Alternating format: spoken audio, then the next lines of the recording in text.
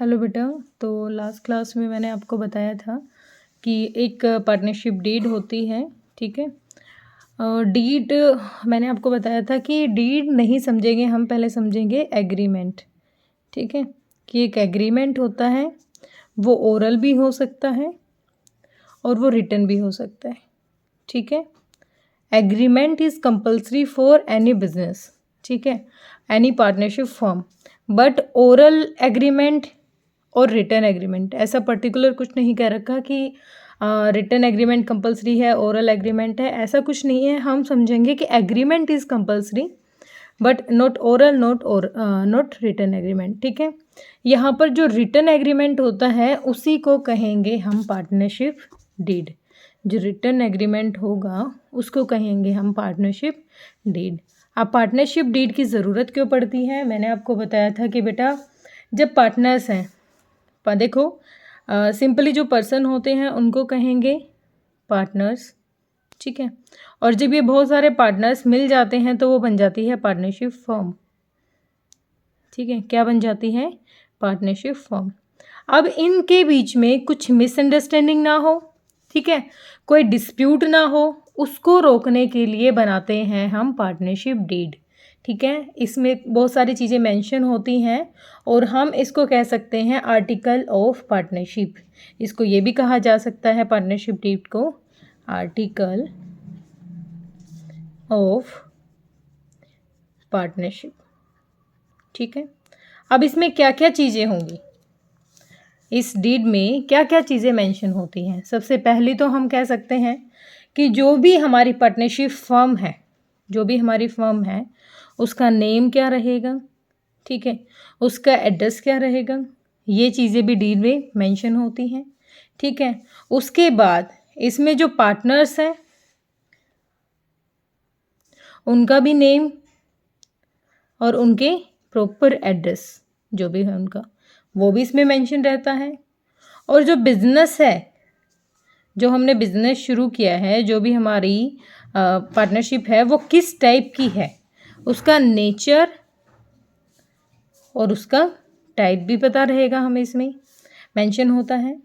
उसके बाद इसमें पार्टनर्स किस रेशियो में अपना जो शेयर है वो डिस्ट्रीब्यूट करेंगे, ठीक है। जो भी अमाउंट होगा कैपिटल का, जो अमाउंट होगा कैपिटल का वो किस रेशियो में लेके आ रहे हैं, कितना लेके आ रहे हैं, ठीक है, वो कितना कंट्रीब्यूट कर रहे हैं वो भी इसमें मेंशन होगा।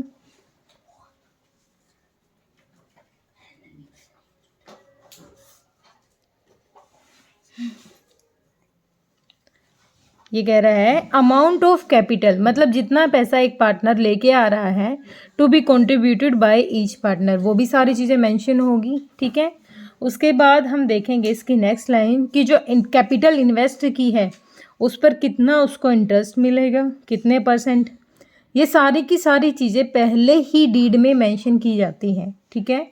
उसके बाद हम देखेंगे कि ड्राइंग से रिलेटेड क्या क्या हमारे पास इसमें प्रोविजंस बना रखे हैं। ड्राइंग्स मतलब कितनी जो ड्राइंग्स एक पार्टनर निकाल सकता है और उस पर इंटरेस्ट कितना चार्ज किया जाएगा, ठीक है, इंटरेस्ट ऑन ड्राइंग उस पर।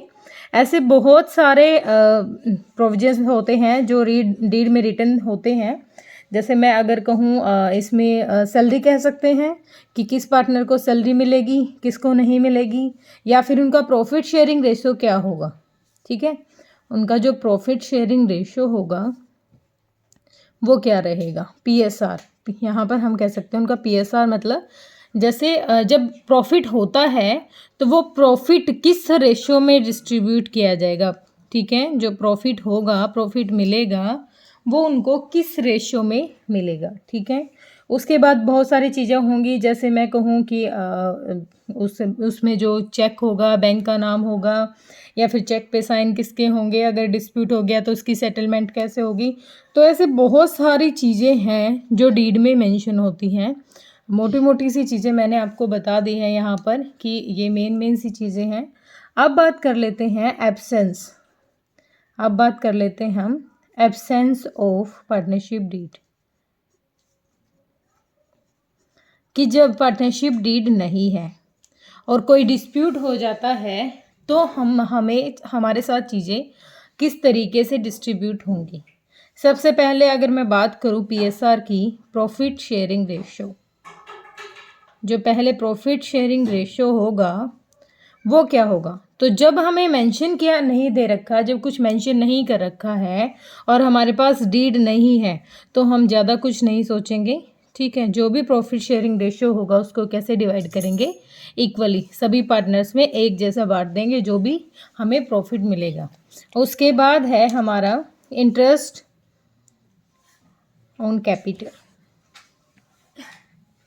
ठीक है, इंटरेस्ट ऑन कैपिटल। जब भी बेटा एब्सेंस होती है, डीड नहीं है, तो कोई भी अलग तरीके की चीज़ें हमें नहीं मिलेगी, इंटरेस्ट ऑन कैपिटल भी हमें वहाँ नहीं मिलेगा। और जो इंटरेस्ट ऑन ड्राइंग है, ड्राइंग क्या होता है, आपने 11th में पढ़ा होगा, इंटरेस्ट ऑन ड्राइंग है, ड्राइंग होती है जब कोई पार्टनर अपने पर्सनल यूज़ के लिए पैसे निकालेगा तो उस पर इंटरेस्ट लगेगा या नहीं लगेगा, उस पर भी इंटरेस्ट नहीं लगेगा, ठीक है। उसके बाद मैं कहूँ तो सैलरी मिलेगी पार्टनर को, नहीं, सैलरी भी नहीं मिलेगी पार्टनर को, क्योंकि डीड ही नहीं है और डीड रिटर्न में कुछ नहीं है, तो हम अलग से ऐसा किसी पार्टनर को कुछ नहीं देंगे, ये भी नहीं मिलेगी।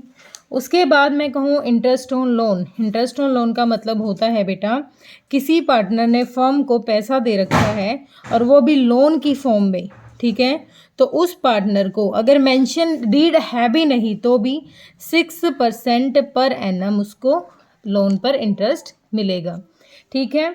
अगर नए पार्टनर, कोई भी नए पार्टनर की एडमिशन की बात आती है कि हमें कोई नया पार्टनर ऐड करना है, तो अगर सब पार्टनर उसके लिए एग्री हैं, ठीक है, अगर सब पार्टनर उसके लिए एग्री हैं तो हम न्यू पार्टनर की एंट्री कर सकते हैं। अगर कोई एक भी ऑब्जेक्शन उठाएगा तो हम उसको नहीं कर सकते, ठीक है, उसको एडमिट नहीं कर सकते। उसके बाद कुछ और 3-4 लाइनें हैं, वैसे तो मेन तो यही हैं, जैसे 1-2 लाइनें और रह गई हैं कि अगर कोई माइनर की एंट्री चाहते हो, मेजर की चाहते हो, तो वो एंट्री पर अगर सब एग्री हैं तो एंट्री पॉसिबल है, अदरवाइज़ नहीं है, ठीक है। और जिसमें जितने भी पार्टनर होते हैं उनको ये पहले से डिसाइड होता है वैसे तो कि किस तरीके से कौन इसमें मेन रोल करेगा बिजनेस में, ठीक है, कौन सैलरी पे करेगा काम, किसको सैलरी मिलेगी, कौन सारे जितने भी डिसीजन हैं, अगर एब्सेंस है तो जितने भी पार्टनर हैं वो सभी के सभी क्या कर सकते हैं, डिसीज़न ले सकते हैं। उम्मीद है बेटा आपको समझ में आ गया होगा। अगर आपको पसंद आई है वीडियो तो लाइक एंड शेयर कीजिए।